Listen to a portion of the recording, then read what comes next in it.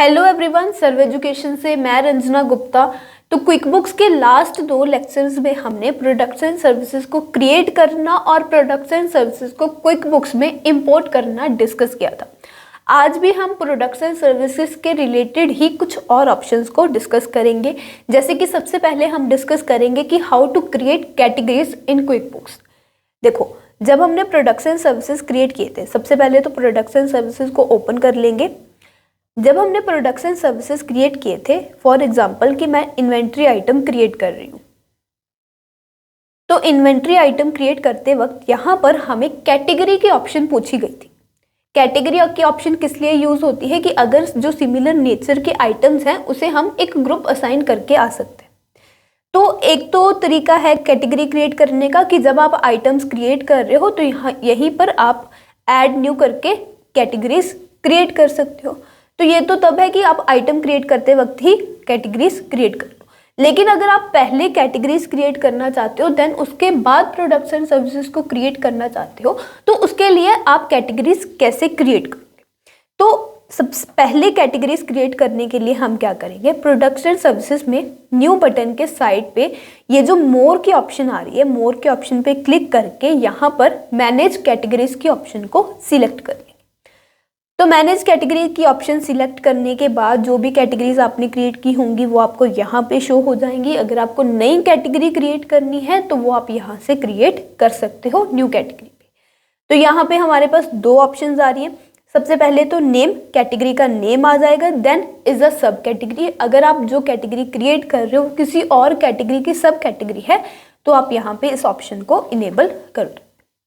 तो हम categories create कर लेते हैं। फॉर एग्जाम्पल वीवो मोबाइल्स की मैं कैटेगरी क्रिएट कर रही हूँ। सैमसंग की मेरे पास ऑलरेडी क्रिएट की हुई है। वीवो मोबाइल्स की कैटेगरी मैंने क्रिएट की। अब इसे मैं सेव कर, देन मैं एक और कैटेगरी क्रिएट कर रही हूँ मोबाइल फोन्स की,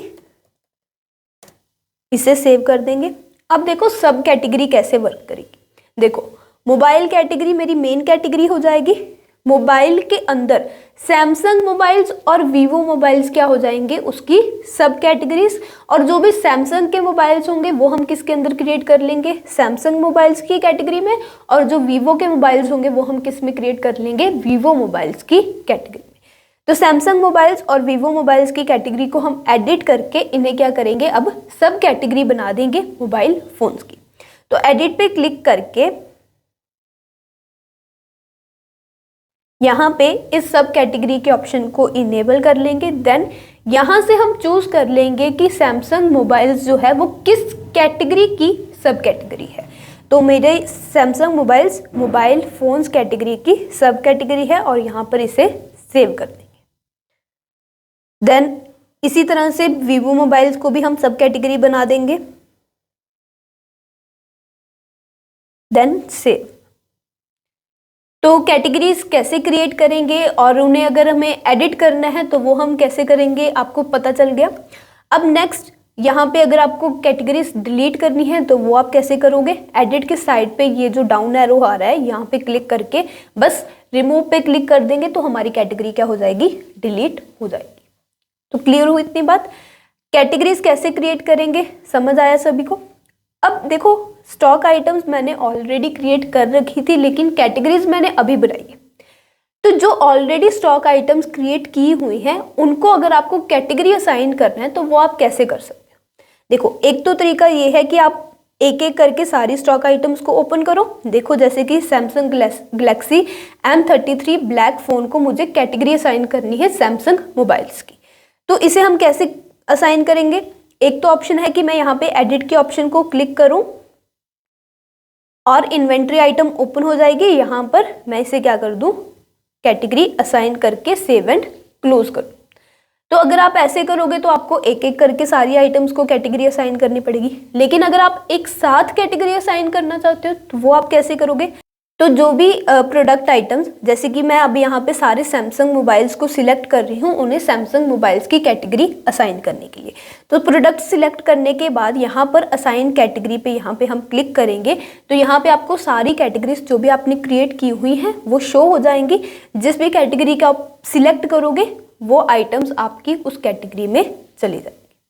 अगर आपको कोई आइटम है जो कैटेगराइज की हुई है उसे अनकैटेगराइज भी करना है तो वो भी आप ऐसे ही सारी आइटम्स सिलेक्ट करके असाइन कैटेगरी के ऑप्शन पे सिलेक्ट करके यहाँ पे अनकैटेगराइज के ऑप्शन को अगर सिलेक्ट करते हो तो सारी आइटम्स आपकी अनकैटेगराइज्ड हो जाएगी। तो आपको एक एक करके कोई भी आइटम कैटेगराइज करने की ज़रूरत नहीं है। आप यहाँ से सिलेक्ट करके सारी आइटम्स एक साथ क्या कर सकते हो, कैटेगरी उन्हें असाइन कर सकते हो। क्लियर हुई इतनी बात? कैटेगरीज हम कैसे क्रिएट करेंगे, उन्हें एडिट करना, उन्हें डिलीट करना, प्रोडक्ट्स आइटम्स जो हमने क्रिएट कर रखी है उन्हें अगर हमें कैटेगरी असाइन करनी है तो वो हम कैसे करेंगे, ये सारी चीज़ें आपको क्लियर हुई। अगर आपको कोई इन्वेंट्री आइटम, नॉन इन्वेंट्री या सर्विस को एडिट करना है वो आप कैसे करोगे वो भी आपको पता चल गया। जो भी आइटम आपको एडिट करनी है उसे सिलेक्ट करके यहाँ से एडिट के ऑप्शन को चूज कर लेंगे तो वो हमारी आइटम क्या हो जाएगी, एडिट हो जाएगी। क्लियर हुई इतनी बात? अब अगर आपको प्रोडक्ट एंड सर्विस डिलीट करनी है तो जैसे 400 अकाउंट्स परमानेंटली डिलीट नहीं होते, हम क्या कर सकते हैं, उन्हें इनएक्टिव कर सकते हैं, वैसे ही जो भी प्रोडक्ट एंड सर्विस आपने क्रिएट कर रखी है वो परमानेंटली क्विक बुक से डिलीट नहीं होगी, आप उसे क्या कर सकते हो, इनएक्टिव करके आ सकते हो। तो इनएक्टिव करने के लिए एडिट की साइड पे जो डाउन एरो आ रहा है वहां पे क्लिक करेंगे तो यहाँ पे हमारे पास ऑप्शन आ रही है मेक इनएक्टिव। तो यहाँ से आप क्या कर दोगे, प्रोडक्ट एंड सर्विस को इनएक्टिव कर दोगे जो भी आपको डिलीट करनी है। तो ये तो एक एक करके करोगे। अब अगर आपको बल्क में प्रोडक्ट एंड सर्विसेज इनएक्टिव करनी है तो वो कैसे करोगे, जो भी आपको प्रोडक्ट एंड सर्विस डिलीट करनी है उन्हें हम यहाँ से सिलेक्ट कर लेंगे, देन बैच एक्शन पे क्लिक करके यहाँ से हम क्या कर देंगे, उन्हें मेक इनएक्टिव। ये सारे ऑप्शंस क्लियर हुए। अब नेक्स्ट देखो, एडिट के ऑप्शन के साइड पे जो एरो आ रहा है उसके ऊपर जब हम क्लिक करते हैं तो यहाँ पे हमें डुप्लीकेट के ऑप्शन भी आ रहे हैं। अब डुप्लीकेट करने से क्या होगा, जैसे कि ये जो मेरी नॉन इन्वेंट्री आइटम है मुझे सिमिलर ऐसे ही एक और नॉन इन्वेंट्री आइटम क्रिएट करनी है, तो अगर आप न्यू पे क्लिक करोगे तो आपको सारी फील्ड्स एक फिर से फिल करनी पड़ेगी। लेकिन अगर आप डुप्लीकेट करते हो तो उससे क्या होगा, इस नॉन इन्वेंट्री आइटम की एक डुप्लीकेट कॉपी क्रिएट हो जाएगी। जो भी आपको चेंजेस करने हैं, जैसे कि मान लो कि अगर आपको नेम चेंज करना है तो नेम हम चेंज कर देंगे। नेम चेंज करने के बाद और भी जो जो चीज़ें आपको चेंज करनी है वो आप चेंजेस करके यहाँ से सेव एंड क्लोज कर दोगे तो आपकी एक नई प्रोडक्ट आइटम क्रिएट हो जाएगी क्विक बुक्स। तो अगर आप डुप्लीकेट के ऑप्शन को यूज़ करते हो तो आपको जैसे न्यू में हमें सारी फील्ड्स फिर से भरनी पड़ती हैं, वो फिल करने की ज़रूरत नहीं है। जो भी नए आइटम में चेंजेस होंगे सिर्फ वो चेंजेस करके ही हम क्या कर सकते हैं, एक और नई कोई भी प्रोडक्ट एंड सर्विस क्रिएट कर सकते हैं। तो होप आपको प्रोडक्ट एंड सर्विसेज क्या होते हैं, प्रोडक्ट एंड सर्विसेज हम कैसे क्रिएट करेंगे और उसके रिलेटेड जो भी हमने ऑप्शंस डिस्कस किए हैं वो सारे क्लियर हुए होंगे। अगर आपको कोई भी डाउट हो, कोई भी क्वेरी हो तो आप हमें कमेंट सेक्शन में अपनी क्वेरी ड्रॉप कर सकते हो या फिर डिस्क्रिप्शन में मेंशन किसी भी अकाउंट के थ्रू हमें कांटेक्ट कर सकते हो। और हाँ, अगर आपको हमारी वीडियोस अच्छी लग रही हैं तो प्लीज़ हमारे चैनल को सब्सक्राइब कीजिए एंड हमारी वीडियोस को लाइक कीजिए। थैंक यू सो मच, मिलते हैं नेक्स्ट लेक्चर।